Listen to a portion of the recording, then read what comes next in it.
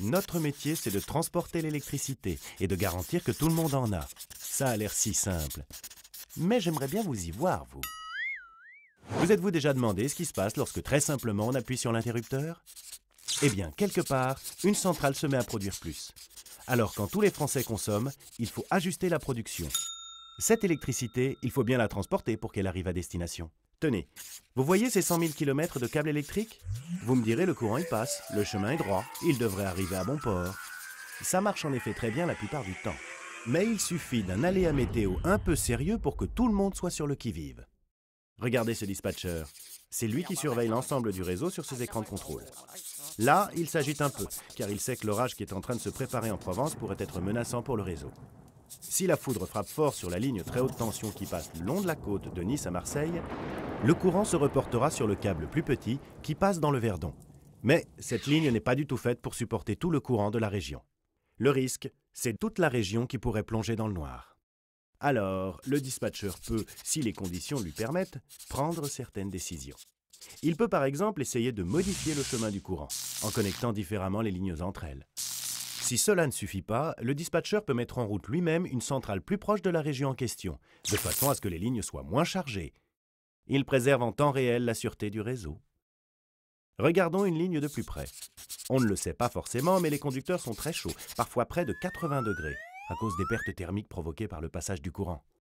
Le risque, c'est qu'en chauffant trop, le conducteur se dilate et se rapproche donc du sol. Comme il est nu, gare à l'étincelle. RTE doit donc constamment trouver des solutions à tous ces problèmes.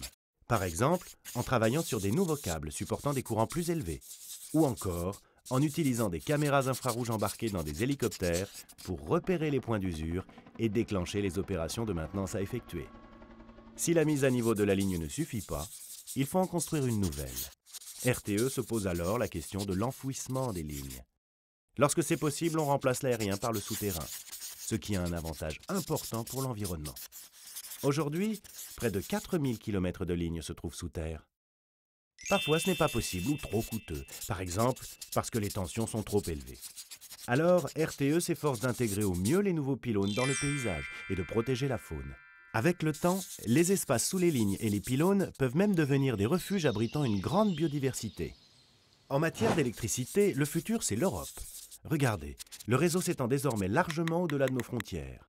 L'équilibre production et consommation se fait désormais à l'échelle européenne. Et c'est un plus, car l'électricité ne se stocke pas.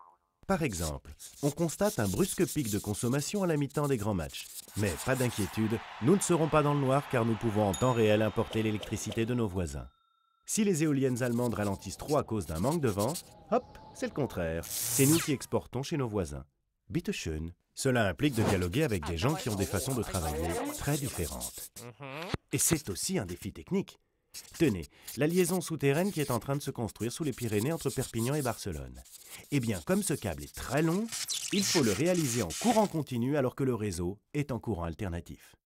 Ça veut dire qu'à l'entrée et à la sortie, il faut prévoir des gros convertisseurs de courant.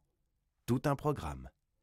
Notre métier, c'est donc faire en sorte que les clients aient de l'électricité, en permanence, au meilleur coût et sans savoir tout ce qui se passe derrière l'interrupteur.